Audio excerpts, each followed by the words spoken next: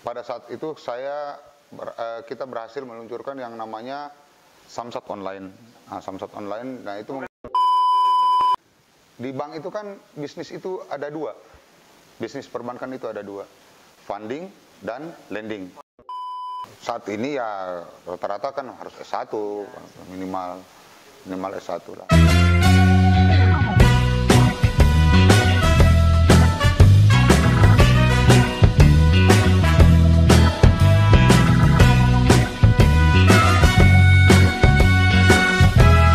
Hai Sobat KLC, apa kabar semuanya?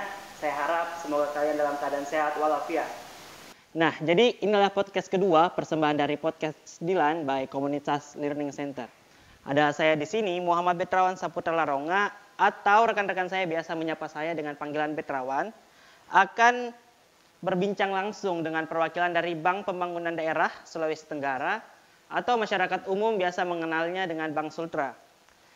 Jadi, ada perwakilan dari Bapak Faizal Munir, betul Pak? Ya, selaku Kepala Bagian Pemasaran Jasa Kantor Pusat Bank Sultra. Gimana kabarnya Pak? Alhamdulillah baik. Alhamdulillah baik. Jadi kira-kira nih Pak, dalam waktu pandemi ini, apakah Bapak sudah merasa gejala-gejala COVID atau belum? Maksudnya gejala-gejala COVID saya rasakan sendiri atau alhamdulillah sudah pernah dan nauzubillah min dzalik yang sampai 2 kali.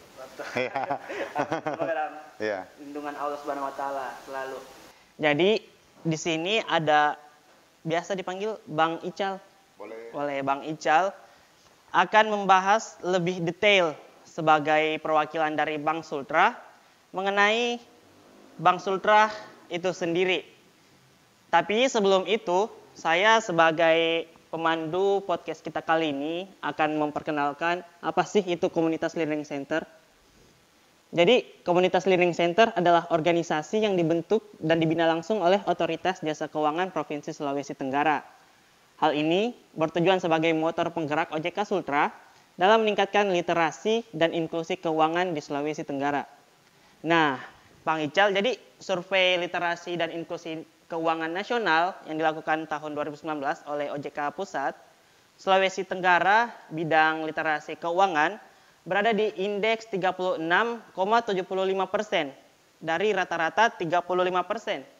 Sedangkan untuk inklusi keuangannya sendiri berada di skor 75% dari 75,07% Pak, dari rata-rata nasional 75%. Oke.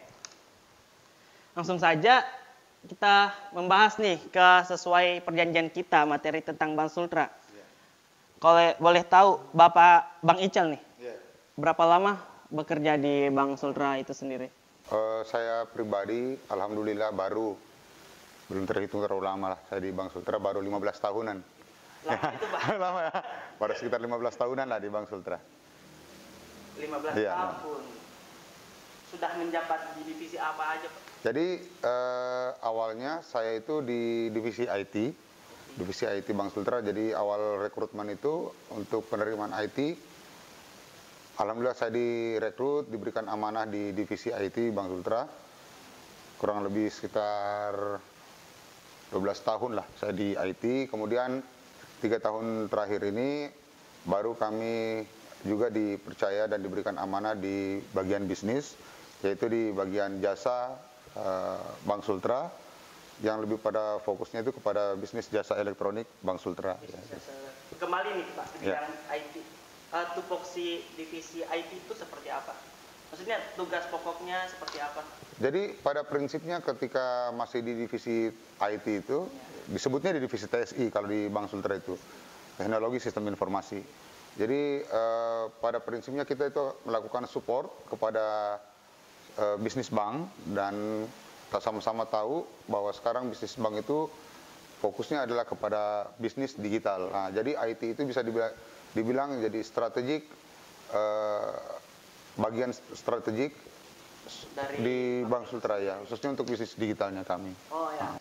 Jadi sekedar informasi juga, Kominfo telah meluncurkan namanya itu literasi digital dengan tema Indonesia Makin Cakap Digital. Di Bank Sultra sendiri, kan Bapak sudah ada ahli di bidang IT pernah. Iya. apa sih yang telah apa tahu lah. ya boleh.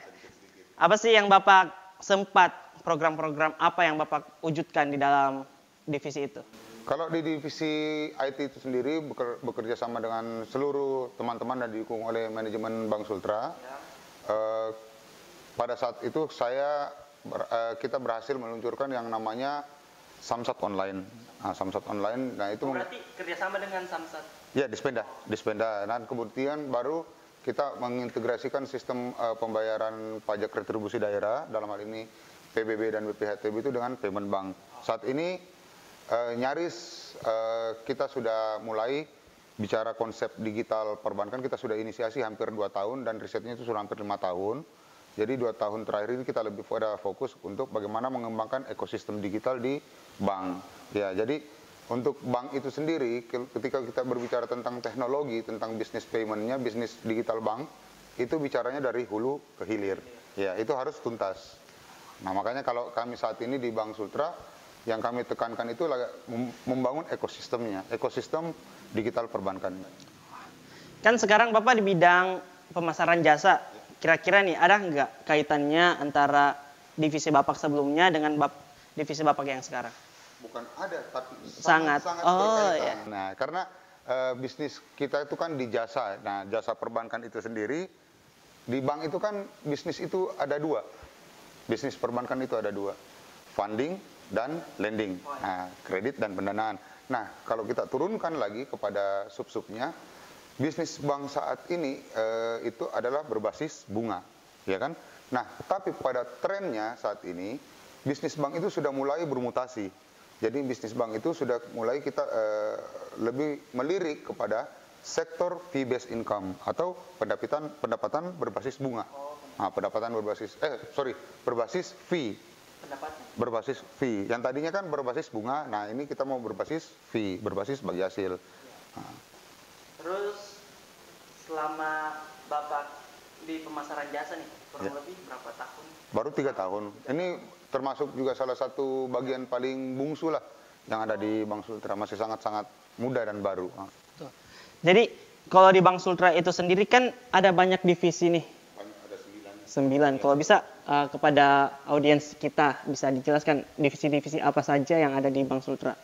Jadi divisi-divisi yang ada di Bank Sultra itu ada divisi Korsek, itu corporate sekretaris, itu yang bertanggung jawab terhadap lebih kepada untuk surat menyurat, terus mungkin kepada CSR dan lebih bertanggung jawab pada direksi-direksi dan serta para pemegang saham, ya kan. Kemudian ada divisi keuangan dan akuntansi, ya dari judulnya saja sudah jelas ya kan. Nah, di bidang keuangan. Nah, terus ada namanya TSI atau Teknologi Sistem Informasi tadi untuk IT. Kemudian ada divisi perencanaan yang saat itu juga sebagai leader kita di dalam untuk merencanakan kebijakan-kebijakan strategis bank. Kemudian ada divisi SDM, ada divisi umum, ada SKMR itu Satuan Kerja Manajemen Risiko, ada divisi kepatuhan, apa lagi satunya yang sebelum-sebelum? Kredit, sorry, yang paling utama. Oh, lebih malah ada ini sama dana dan jasa juga. Nah, ya gitu. Lengkap 9. Nah, lebih malah kayaknya, lebih. Oke.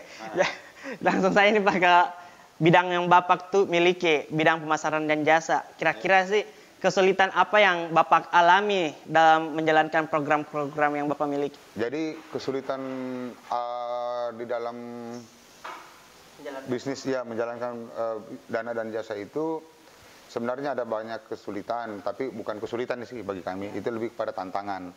Ya, tantangannya itu lebih pada misalnya perekrutan dana, bagaimana mengkreat satu produk yang akan bisa berguna dan bermanfaat bagi masyarakat banyak. Itu dari sisi pendanaannya. Nah, dari sisi kami jasanya bagaimana memaintain nasabah. Maintenance itu mengatur. Ya, bukan mengatur, lebih kepada begini. Konsepnya adalah bagaimana kita bisa menyediakan sebuah solusi ketika tidak kita mengetahui apa masalahnya.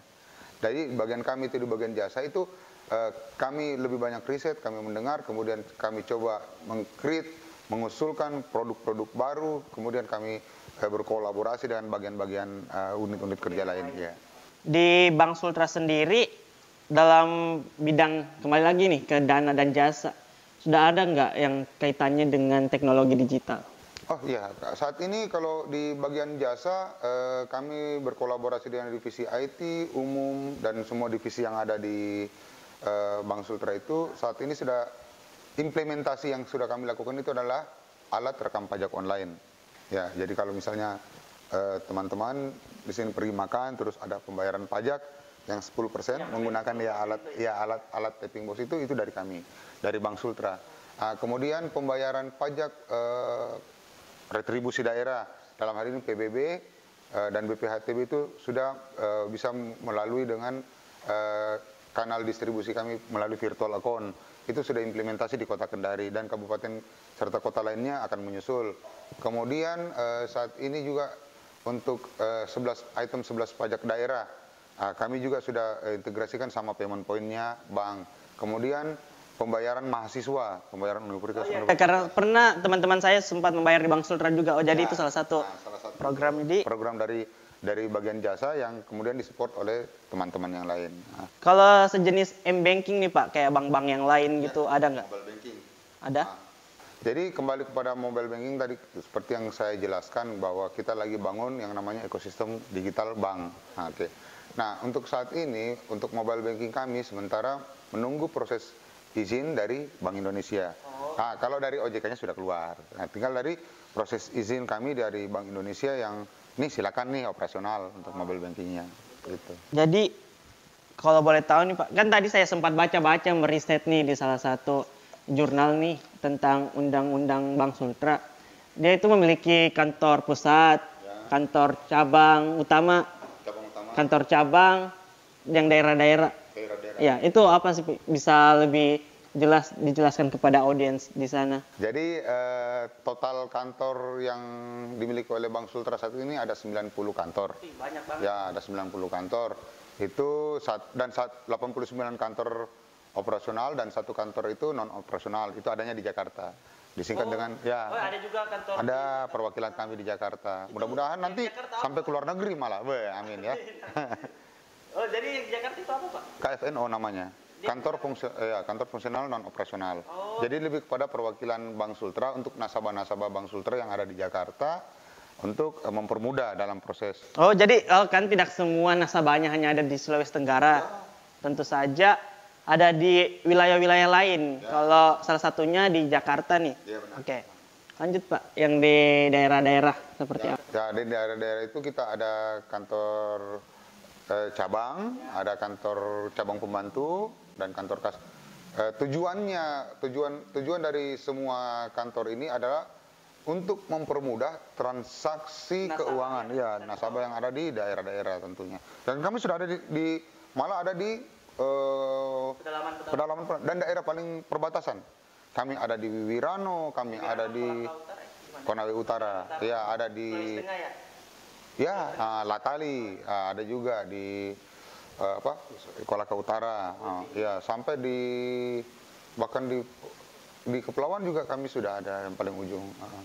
Oh, jadi jangkauan Bank Sultra sendiri sudah tersebar di 17 kabupaten nih yang ada di Sulawesi Tenggara. Bisa dibilang sangat-sangat lengkap. Karena itu untuk menunjang nasabah-nasabah khususnya masyarakat Sulawesi Tenggara dalam membantu nih. Kan Bank Sultra bisa menjadi sumber pendapatan daerah ya? Dan bukan hanya menjadi itu kalau menurut dari Peraturan Pemerintah nomor 62 tahun 99, salah satu fungsi bank daerah itu adalah menjadi sumber pendapatan asli daerah. Sumber tertinggi ya. Dan bukan bisa dibilang tertinggi juga, tapi saya tidak berani bicara bahwa ini karena datanya belum ada. Cuman kalau untuk saat ini, jadi logikanya begini, 100% itu saham Bank Sultra itu dimiliki oleh pemerintah daerah. Dan disalurkan kembali, dikembalikan lagi ke dalam bentuk dividen atau bagi hasil. Kebayangkan, misalnya nih kita dikasihkan modal, ya kan? Duduk-duduk, ongkang-ongkang kaki, dikembalikan sekian. Nah, seperti itulah dividen itu. Dividen bagi hasil itu pure pendapatannya itu langsung menjadi pendapatan asli daerah dan kemudian disalurkan kembali ke masyarakat dalam bentuk pembangunan sarana dan prasarana infrastruktur daerah tersebut. Ya, makanya kalau jadi nasabah Bank Sultra, secara tidak langsung ikut membangun daerahnya. Ya, by the way saya sudah punya tabungan Bank Sultra simpanan pelajar.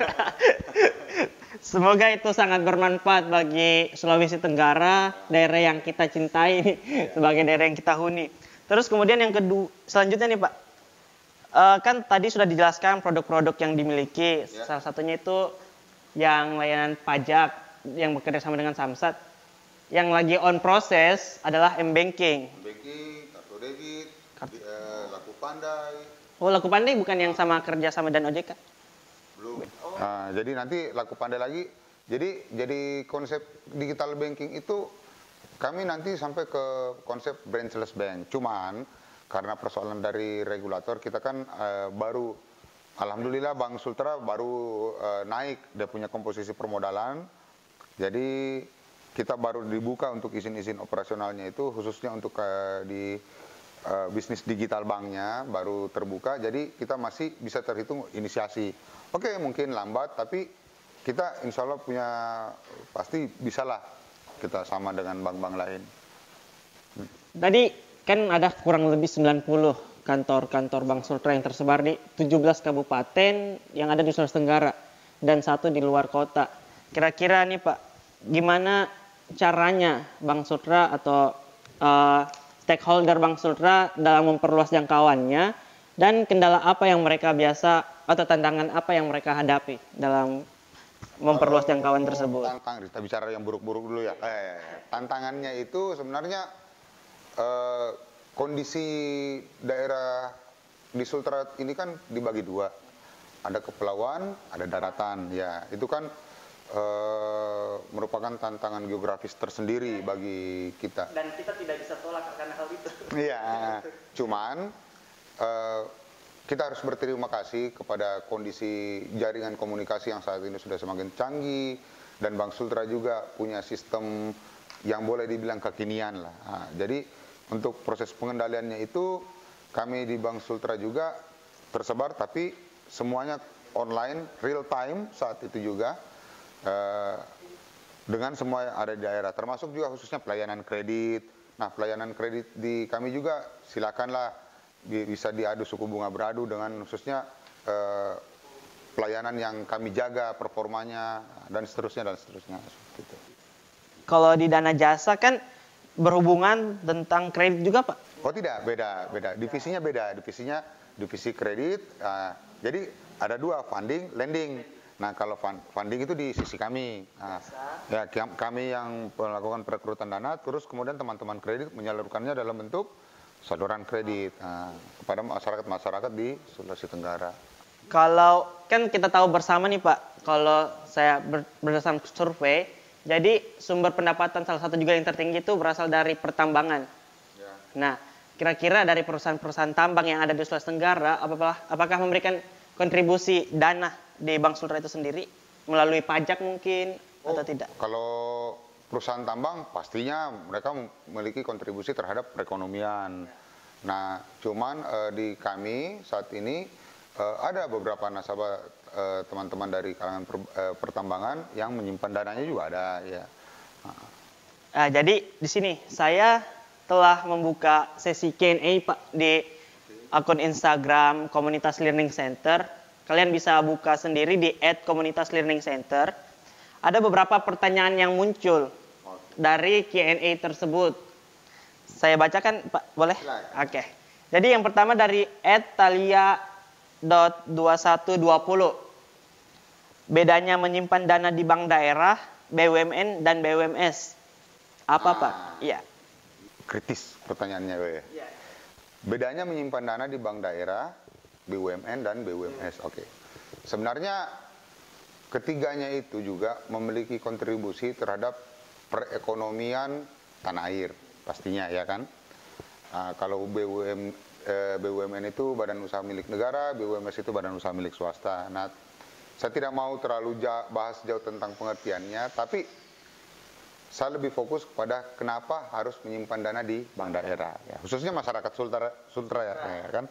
Nah, tadi di awal saya sudah jelaskan bahwa komposisi saham itu 100% dimiliki oleh daerah, kemudian diberikan kembali dalam bentuk dividen atau bagi hasil, kemudian disalurkan lagi dalam bentuk pembangunan sarana dan prasarana yang ada di daerahnya. Nah, jadi kenapa harus di bank daerah? Kayaknya tadi sudah terjawab seperti itu. Karena ketika kita menyimpan dana di bank daerah, secara tidak langsung kita memiliki kontribusi terhadap pembangunan daerah. Ya, gitu.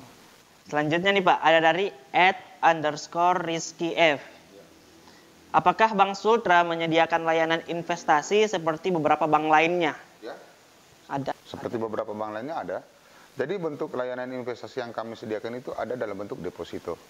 Deposito itu kan salah satu bentuk investasi yang berjangka, termasuk menguntungkan juga. Kalau kita safety, ada kelebihan duit, terus mau sudahlah simpan gitu. Ya, di Bank Sultra itu suku bunganya cukup bersaing. Cukup murah, cukup rendah atau cukup tinggi? Cukup tinggi lah, 3,25%. Itu bolehlah dicek. Dan pastinya itu akan menguntungkan buat teman-teman yang mau investasikan dananya, kelebihan dananya silakan. Nah, boleh di Bank Sultra. Ya, jadi bisa datang kalau misalnya nih kita mau menabung dananya kita, ya? deposito ya? Ya, deposito. Nah, di bank mana? Bisakah bank cabang, kantor cabang atau kantor pusat? Semua kantor operasional Bank Sultra yang ada di Sulawesi Tenggara bisa menerima layanan untuk deposito. Nah, baik perorangan maupun perusahaan. Nah. Lanjut, jadi di sini ada lagi @wijojanto_Jensen. Mas, kapan ya BPD Sultra IPO?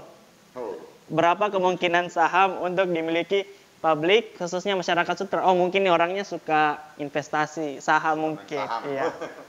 Ya, bagus. Ini sebenarnya kalau di rencana bisnis bank kami juga, rencana jangka panjangnya pastinya semua perusahaan yang mau maju pasti harus IPO. Ya, mau tidak mau itu kan sudah menjadi tuntutan, ya kan, keharusan. Nah, akan tetapi untuk saat ini mungkin kami di Bank Sultra belum mau melakukan IPO saat ini ya. Kenapa belum mau IPO? Banyak faktor.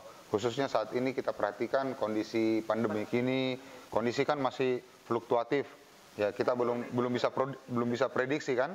Nah, untuk itu saat ini mungkin kami belum. Dan bank daerah juga baru 3 itu yang IPO. Itu bank apa? Bank Jabar Banten, kemudian Bank Jabar ya BJB. Nah, BJB terus Bank Banten sama Bank Jatim. Ya, baru 3 bank daerah itu. Karena memang untuk saat ini riskan, sangat-sangat riskan. Sangat berisiko untuk melakukan hal tersebut di masa pandemi saat ini. Iya. Kemudian ada lagi nih Pak dari @m.jufri_98. Iya. Bank digital sedang naik daun nih Pak.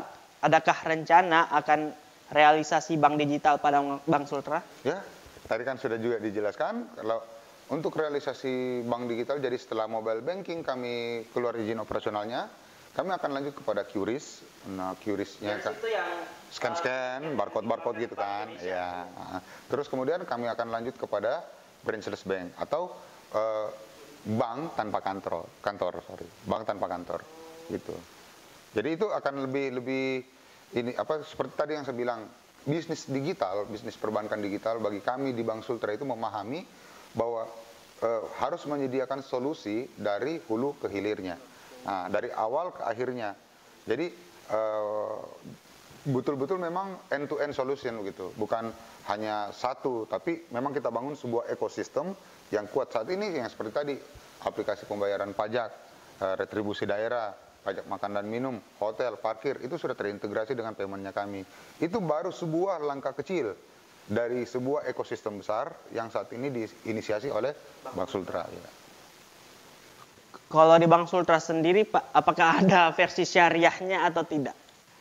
Kemarin sempat ada wacana syariah, tapi saat ini belum, karena saat ini kita lebih coba fokus kepada khususnya untuk ekosistem digital kita, digital bank, dan tentunya bagaimana caranya untuk kita melalui masa pandemik ini bisa selamat sampai hilang ini pandemiknya.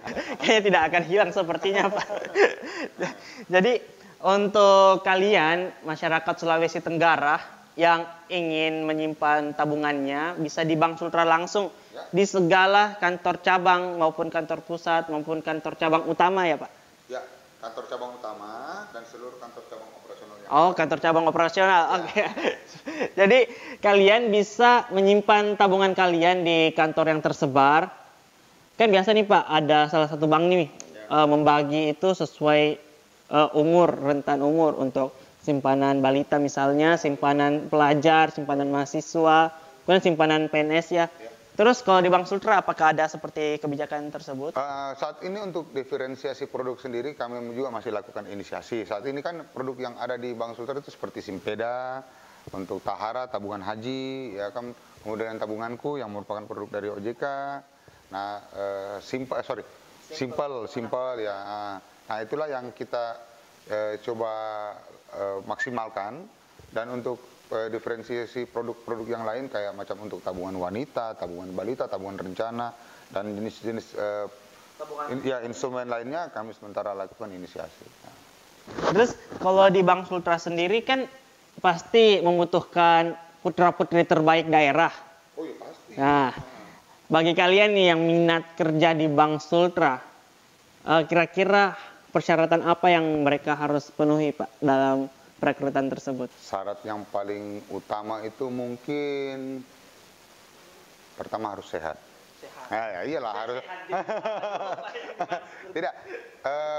Sebagian besar komposisi karyawan pegawai yang ada di Bank Sultra itu hampir 80% itu putra-putri terbaik daerah yang ada di Sulawesi Tenggara tentunya.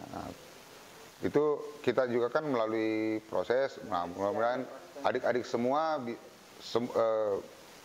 yang punya minat mau bergabung, berkontribusi, mau membangun daerah ini melalui Bank Sultra, ayo kita tunggu.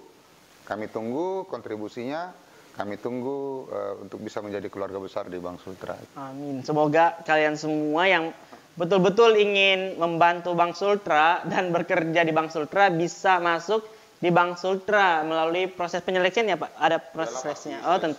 Masuk. Assalamualaikum. Jadi di Bank Sultra juga sudah ada proses penyeleksiannya beberapa tahap, sudah banyak tahap ya Pak? Saat ini tahapnya juga kita ikuti standar yang ada. Dan syaratnya pun ya bisa dibilang bisalah diacungi jempol. Karena betul-betul ya lumayan ketat, pure, betul-betul kita berharap itu putra-putri terbaik daerah yang bisa memiliki dan mau berkeinginan untuk berkontribusi membangun daerahnya gitu. Kalau batasan jenjang pendidikan Pak, apakah harus S1 atau SMA tidak apa-apa? Kita kan untuk open recruitment itu ada spesifikasinya. Saat ini ya rata-rata kan harus S1 minimal S1 lah gitu. Minimal S1. Ada juga SMA kayaknya. Ya. Mungkin bagian teller dan customer. Ya, untuk frontliner lah. Biasanya di SMA gitu kan. Kalau kembali lagi nih back to divisi yang Bang Ical punya di bagian pemasaran bagian dana dan jasa. Kira-kira bagaimana tantangan Bapak dalam 5 tahun ke depan? Rencana apa yang akan Bapak yang akan Bapak inisiasi di Bank Sultra itu? Untuk 5 tahun ke depan, sepertinya kami di Bank Sultra tentunya pasti ada visi misi kantor itu kan ya. Nah, sementara saat ini kita lagi fokus kepada bagaimana produk digital perbankan itu bisa eksis, produk digital perbankan Bank Sultra itu bisa eksis.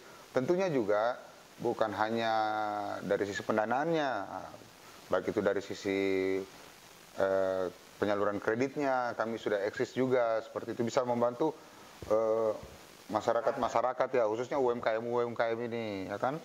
Kita kan juga ada proses model bisnis kur untuk pembiayaan kur juga bisa ada seperti itu. Nah, kalau 5 tahun ke depan kami itu tadi untuk fokus pada bagaimana produk-produk Bank Sultra itu bisa lebih eksis di masyarakat, khususnya produk digital perbankannya. Jadi buat kalian yang ingin membuka tabungan, kalian bisa buka di kantor cabang operasional maupun langsung datang ke kantor cabang utama yang ada di Jalan Maijen Sutoyoso. Maijen Sutoyo nomor 95. Di Maijen Sutoyo di Kemaraya ya Pak? Ya, di Kemaraya. Jadi buat kalian yang ingin membuka tabungan nih, sekali lagi silakan datang di kantor cabang operasional maupun kantor cabang utama. Kan rata-rata penontonnya podcast Dilan ini Pak mahasiswa. Oh, oke. Kira-kira nih syarat utama untuk membuka tabungan kita kurang bahas nih tadi. Ya. Ya, paling bawa kartu tanda pengenal pastinya ya, tanda pengenal, terus minimal penyimpanan pembukaan itu untuk tabungan kan 50.000. Iya. Cukup mudah kok. 50.000 dengan fotokopi KTP. Fotokopi KTP. Asli. Oh, sama satu. Cuman sayangnya nggak boleh senyum kalau sekarang udah kelihatan kalau senyum karena masker kan ya, masker. Jadi matanya yang tersenyum. Oh. Jadi kalian hanya bawa KTP dengan uang 50.000 ya, sudah bisa membantu perekonomian yang ada di Sulawesi Tenggara. Ya, tentunya juga itu akan membantu kalian sendiri dalam mengelola keuangan kalian. Ya, benar itu. Jadi buat kalian jangan lupa ikuti Instagram dari Bank Sultra, ada Pak? Ada Bank Sultra. Ada dari Bank Sultra mungkin, atau dari kami @komunitas learning center untuk bisa mengetahui lebih lanjut apa itu Bank Sultra dan apa itu komunitas learning center. Ada saya di sini, Muhammad Betrawan Saputra Laronga dan Bang Ical atau Faizal Munir. Pamit undur diri. Mohon maaf bila ada kesalahan. Sampai jumpa di podcast selanjutnya. Jadi Pak, di podcast Dilan kali ini kami memiliki slogan. Kalau misalnya saya bilang podcast Dilan, Bapak langsung bilang generasi milenial melek finansial. Kita coba ya Pak. Podcast Dilan, generasi milenial melek finansial. Bah? Oke. Terima kasih Pak. Cek 1, 2, 3. Jadi ini adalah podcast kedua persembahan dari podcast Dilan by Komunitas Learning Center. Selamat siang. Saya ini masih tes toh? Iya, tes. Harusnya assalamualaikum Pak. Assalamualaikum warahmatullahi wabarakatuh. Selamat siang. Saya juga diundang di sini